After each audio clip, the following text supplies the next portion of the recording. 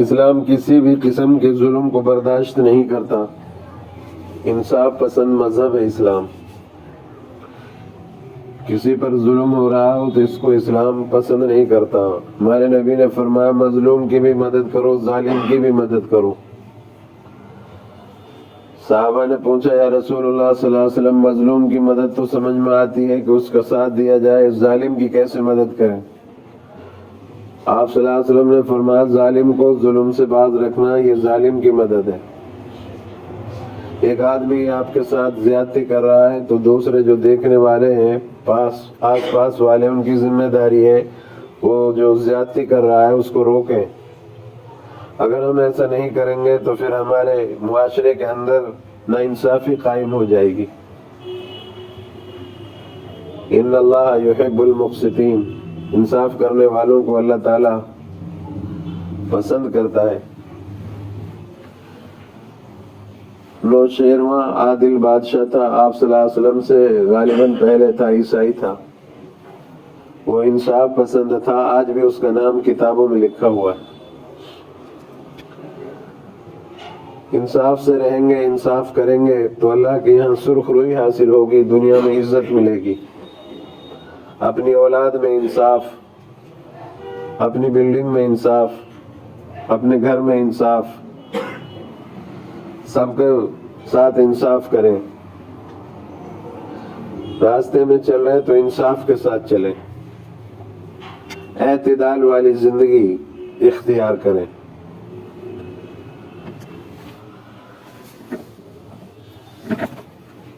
یہاں انصاف کے معاملے میں کالے گورے کا فرق نہیں دیکھا جاتا. اسلام کے اندر یہ کالا ہے یہ گورا ہے یہ نہیں دیکھا جائے گا. اور ملکوں میں اب ہو رہا ہے، امریکہ میں کالے گورے کی لڑائی ہے، لیکن اسلام میں کوئی کالا ہے کوئی گورا ہے اس کو نہیں دیکھا جاتا. اللہ کے یہاں سب برابر ہے. اگر کوئی اونچا ہے وہ ہے جو متقی ہے، پرہیزگار ہے. جو زیادہ اللہ کے حکموں پر چلتا ہے وہ اللہ کے نزدیک پسندیدہ ہے. کالے گورے کو نہیں دیکھتا اللہ تبارک و تعالی. رنگ نسل کا اعتبار نہیں کیا جا سکتا، حسب نسب کی حیثیت نہیں دیکھی جاتی. جو بھی فیصلہ ہوگا وہ انصاف کی بنیاد پر ہوگا.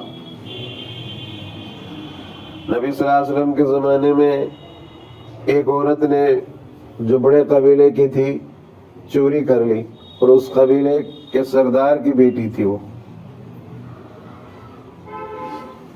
تو اس قبیلے کے ایک صحابی اللہ کے رسول صلی اللہ علیہ وسلم کے پاس آتے تھے، وہ آپ کے بہت چہیتے تھے.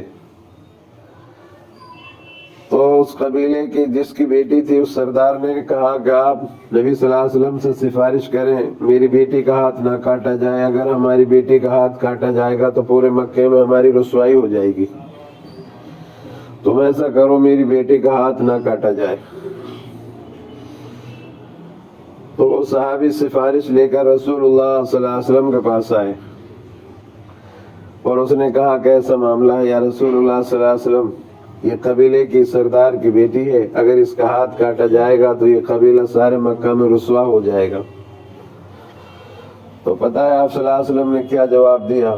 آپ صلی اللہ علیہ وسلم بہت سرخ ہو گئے اور غصے میں آ گئے اور ارشاد فرمایا اگر یہ چوری میری بیٹی فاطمہ بھی کرتی نا تو اس کا بھی ہاتھ کاٹنے کا میں حکم دے دیتا. تو میرے بھائیو، اسلام میں امیری غریبی، کالا گورا، گاؤں کا دیہاتی یہ نہیں دیکھا جاتا. وہاں انصاف کی بنیاد پر فیصلہ ہوتا ہے.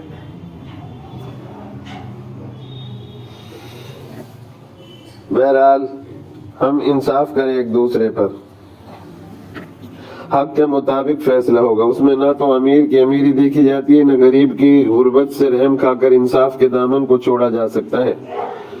قرآن مجید میں اللہ تعالیٰ ارشاد فرماتا ہے ان اللہ یامر بالعدل والاحسان وایتاء ذی القربى، بے شک اللہ تعالیٰ عدل و انصاف، احسان و سلوک اور رشتہ داروں کو کچھ دینے کا حکم دیتا ہے. اللہ تعالیٰ عدل کا، انصاف کا اور احسان کا، سلوک کا اور رشتہ داروں کو کچھ دینے کا حکم دیتا ہے. سب کے ساتھ انصاف کا حکم دیتا ہے. اگر اللہ نے آپ کو دیا ہے تو آپ جو ہے اپنے رشتہ داروں کے ساتھ صلہ رحمی کرو، حسن سلوک کرو، ان کو دیتے رہا کرو. اور اگر اللہ نے آپ کو نہیں دیا ہے تو کوئی بات نہیں، زبان سے بھلی بات تو کہہ ہی سکتے ہیں، غلط بات نہ بولیں، یہ بھی ایک صدقہ ہے. اچھی بات کہنا ایک صدقہ ہے، بری بات سے رکنا یہ صدقہ ہے، اوروں کو روکنا یہ بھی صدقہ کی مانند ہے. اللہ تعالیٰ ایک جگہ ارشاد فرماتا ہے وَأَقْسِطُوا إِنَّ اللَّهَ يُحِبُّ الْمُقْسِطِينَ، اور انصاف کرو، بے شک اللہ تعالیٰ انصاف کرنے والوں کو پسند فرماتا ہے. اپنے درمیان انصاف کرو، معاشرے میں انصاف ہو سب کے ساتھ میں، اور انصاف کرنے والوں کو اللہ تعالیٰ پسند فرماتا ہے. آج انصاف نام کی کوئی چیز ہمارے درمیان موجود نہیں ہے میرے بھائیوں. اگر ہمارے کسی آدمی نے کوئی غلط کام کیا ہے تو ہم سارے کے سارے لوگ جو ہے اس کی طرفداری کریں گے بیجا، جبکہ وہ غلط ہے، لیکن چونکہ وہ ہماری برادری کا ہے، ہمارا اپنا آدمی ہے، اس لیے ہمیں اس کی حمایت کرنی ہے. اس طرح اللہ اور اس کے رسول ناراض ہو جاتا ہے. ہم سب کے ساتھ انصاف کا برتاؤ کریں. جیسا کہ میں نے ابھی حدیث سنائی تھی، اللہ کے رسول نے فرمایا صلی اللہ علیہ وسلم کہ یہ چوری میری بیٹی بھی کرتی تو میں اس کو بھی سزا دیتا. ایک جگہ اللہ تعالیٰ ارشاد فرماتا ہے وَإِذَا قُلْتُمْ فَعَدِلُوا وَلَوْ كَانَ ذَا قُرْبَى، جب بات کہو تو انصاف کی کہو، خواہ وہ تمہارے رشتہ دار و قریبی ہی کیوں نہ ہوں. جب بھی بات کرو انصاف کی بات کرو، چاہے وہ لوگوں کو کڑوی لگے یا آپ کے قریبی رشتہ دار ہی کیوں نہ ہو، لیکن انصاف کی بات کہو، سچی بات کہو. سچوں سے اللہ محبت فرماتا ہے. انصاف کا معاملہ چاہے اپنی ذات سے ہو چاہے کسی قریبی رشتہ دار سے ہو، فیصلہ حق کے مطابق ہی ہوگا. سورہ نساء کی آیت 125، اس کا ترجمہ ہے اے ایمان والو، انصاف پر خوب قائم رہنے والے اور اللہ کے لیے سچی گواہی دینے والے بنو، اگرچہ وہ گواہی تمہارے اپنی ہی ذات کے خلاف ہو، یا یہ کہ وہ تمہارے والدین یا دوسرے رشتہ داروں کے خلاف ہو. وہ شخص اگر امیر ہے یا غریب ہے تو دونوں کے ساتھ اللہ تبارک و تعالیٰ کو زیادہ تعلق ہے. لہذا تم اپنے خواہش نفس کی پیروی نہ کرو، اپنی خواہش نفس کی پیروی نہ کریں ہم لوگ، کبھی تم حق سے ہٹ جاؤ. عدل اور انصاف کے بارے میں قرآن کی ان وضاحتوں کے بعد حضور صلی اللہ علیہ وسلم کے ارشاد گرامی بھی ہیں، ان کو بھی آپ سن لیں. میں آپ کو بتا رہا ہوں، جو لوگ انصاف کرنے والے ہیں اللہ کے نزدیک نور کے ممبروں پر ہوں گے وہ قیامت کے دن. جو انصاف کی بات کرتے ہیں اپنے معاشرے میں اپنے درمیان، تو قیامت کے دن وہ نور کے ممبروں پر ہوں گے. تو ہم لوگ جو ہے انصاف کی بات کریں.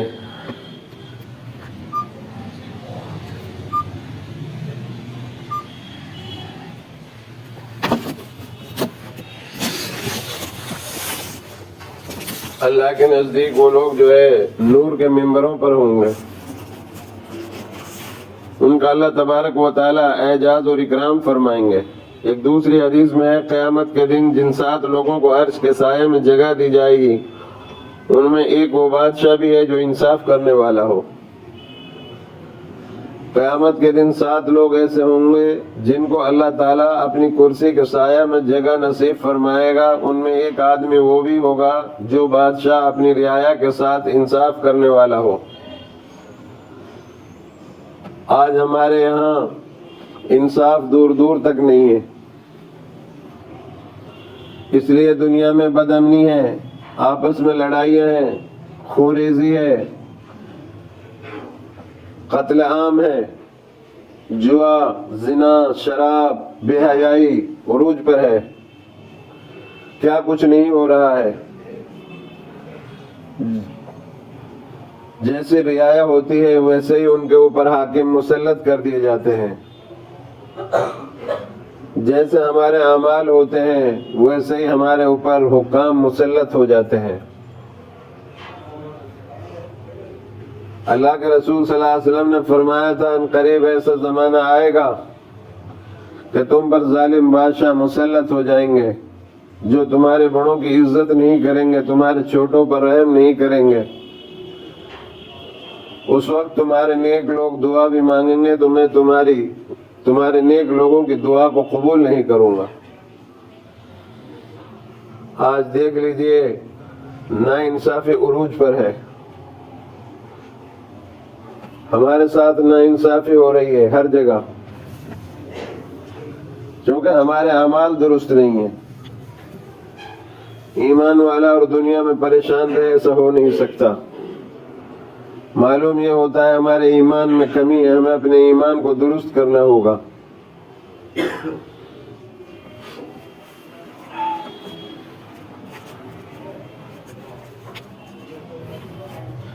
तो अल्लाह ताला ऐसे आदमी की दुआ को रद्द भी नहीं फरमाता जो इंसाफ करने वाला हो और अमीर हो अपना मुल्क का, फिर वो अपने मुल्क के बारे में, रियाया के बारे में अल्लाह से दुआ मांगे तो अल्लाह उसकी दुआ को रद्द नहीं करता, उसकी दुआ को कबूल कर लेता है। मोहतरम दोस्तों, हजरत उमर रज़ियल्लाहु ताला अन्हु का इंसाफ तो आप जानते ही होंगे। आपने अदल और इंसाफ की वो मिसाल कायम की जिसकी मिसाल दुनिया लाने से कासिर है। हजरत उमर फारूक रज़ियल्लाहु ताला अन्हु, उन्होंने इंसाफ की ऐसी मिसाल कायम की कि ऐसा इंसाफ दुनिया आज तक लाने से कासिर है।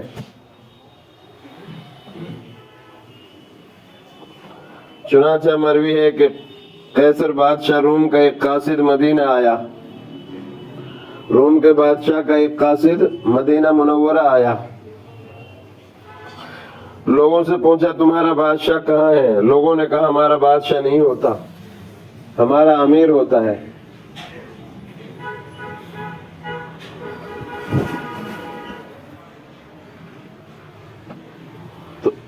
और वो शहर से इस वक्त बाहर गया हुआ है। वो कासिद जो है हजरत उमर फारूक रज़ियल्लाहु ताला अन्हु की तलाश में बाहर निकला। देखा कि एक जगह दुर्रा सराने रखकर रेत पर लेटे हुए हैं। ये थे वो जो 60 लाख मुरब्बा मील पर हुकूमत करते थे। दुर्रा सराने रखा हुआ है और जमीन पर बगैर बिस्तर के रेत पर लेटे हुए हैं।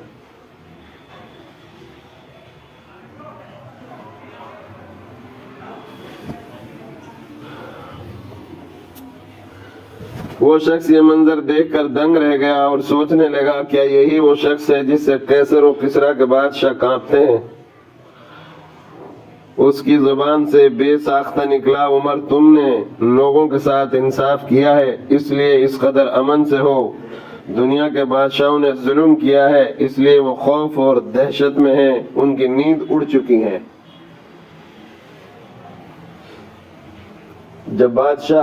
जब अमीर इंसाफ करता है उसको कोई खतरा नहीं होता, तमाम रियाया उससे मोहब्बत करती है, उसके लिए दुआ करती है। और जब वो जालिम होता है तो रियाया उससे तंग होती है, फिर उसके जगह जगह दुश्मन पैदा हो जाते हैं। तो मेरे भाइयों, ये हजरत उमर फारूक रज़ियल्लाहु ताला अन्हु जो जंगल में रेत पर लेटे हुए हैं और दुर्रा सराने रखा हुआ है और खौफ है जानवरों पर भी उनका। एक मर्तबा हजरत उमर फारूक रज़ियल्लाहु ताला अन्हु मक्का की वादियों के पास से गुजर रहे थे, पहाड़ियों के पास से। آپ کے پیچھے صحابہ بھی تھے اور آپ خلیفہ بھی تھے اس وقت. تو ایک جگہ وادی پہ جا کر کھڑے ہو گئے پہاڑی پر, اور چلچلاتی دھوپ تھی, سارا مجمع آپ کے پیچھے جو تھا پسینہ پسینہ تھا. حضرت عمر کھڑے ہو گئے وہاں. تو ایک صحابی آگے بڑھے اور عرض کیا, امیر المومنین آپ اس پہاڑی پر کھڑے ہو گئے اور سارے لوگ پریشان ہیں, پسینے میں سرابور ہیں سب لوگ. تو حضرت عمر رضی اللہ تعالی عنہ نے فرمایا کہ میں اس زمانے کو یاد کر رہا ہوں جس زمانے میں مجھے میرے باپ خطاب یہاں اونٹ اور بکریاں بھیڑ چرانے کے لیے بھیجا کرتے تھے, اور میرے پاس اونٹ چرانے نہیں آتے تھے. میری بھیڑ بکری اونٹ ایک آدھ رہ جاتی تھی مجھ سے, مجھے شعور نہیں تھا. اور جب میں گھر جاتا تھا تو میرا باپ خطاب مجھے ڈانٹا کرتا تھا, اے عمر تو کیا کامیاب زندگی گزارے گا, تیرے پاس تو اونٹ چرانے بھیڑ بکری چرانی بھی نہیں آتی. میں اس زمانے کو یاد کر رہا ہوں اور آج کے زمانے کو یاد کر رہا ہوں کہ اللہ نے اسلام اور قرآن کی برکت سے مجھے یہ حکومت عطا فرمائی, اور چراگاہ سے مجھے اللہ نے خلافت عطا فرمائی. یہ قرآن میرے بھائیوں ایسی واحد کتاب ہے, اگر آپ اس کو پڑھو گے, اس پر عمل کرو گے اور اس کی عزت کرو گے, اس کے احکامات کو اپنی زندگیوں میں لاؤ گے, تو آپ کو یہ خلافت تک پہنچا دے گا, چراگاہ سے لے کر نیچے پڑے ہوئے لوگوں کو اوپر پہنچا دے گا. تو ہم اپنے گھر میں اپنی عورتوں کے ساتھ اچھا سلوک کریں, اپنی اولاد کے ساتھ اچھا سلوک کریں, ایک دوسرے کے ساتھ ہم اچھا سلوک کریں, انصاف کریں. ہمارے مرنے کے بعد اگر 1 کلو آٹا بھی ہم نے چھوڑا ہے وہ بھی وراثت میں تقسیم ہوگا. اگر ایک بالش کپڑا بھی ہم نے چھوڑا ہے وہ بھی وارثین میں تقسیم ہوگا. آج ہم بچوں کو تو حصہ دے دیتے ہیں لیکن بچیوں کو حصہ نہیں دیتے. قیامت کے دن اس کا ہم سے حساب لیا جائے گا اور ہمیں اس کا جواب دینا پڑے گا. جہاں اسلام نے بچوں کا حصہ رکھا وہاں بچیوں کا بھی حصہ رکھا, وہ بھی ہماری اولاد ہیں. ہم یہ سمجھتے ہیں کہ ہم نے شادی کر دی, جہیز دے دیا, بیڈ دے دیا, فریج دے دی, واشنگ مشین دے دی اور کھانا کھلا دیا باراتیوں کو, یہ ہم نے اس کا حق ادا کر دیا. نہیں, یہ تو فضول خرچی میں آیا ہے, اس کا کوئی آپ سے سوال نہیں ہے. یہ کرنے کو اسلام نہیں کہتا, بلکہ اسلام یہ کہتا ہے کہ نکاح کرو سمپل, اور اس کا جو وراثت میں حق ہے لڑکے کو کچھ زیادہ دیا جاتا ہے, لڑکی کو کچھ کم دیا جاتا ہے, اس لیے کہ اس کو شوہر کے یہاں سے ملنے والا ہے. تم اپنی اولاد کے درمیان انصاف نہیں کر پا رہے تو ہم دوسروں سے کیا امید رکھیں گے وہ انصاف کریں گے ہمارے لیے. بہرحال میں ضرورت ہے کہ ہمارے معاشرے میں انصاف قائم ہو, ظلم کا خاتمہ ہو, مظلومین کے ساتھ انصاف ہو, تاکہ ہمارا ملک امن و سکون کا گہوارہ بن سکے اور ہر طرف چین ہی چین ہو. اللہ تعالیٰ سے دعا ہے وہ ہر معاملے میں ہمیں انصاف کا دامن تھامنے کی توفیق عطا فرمائے.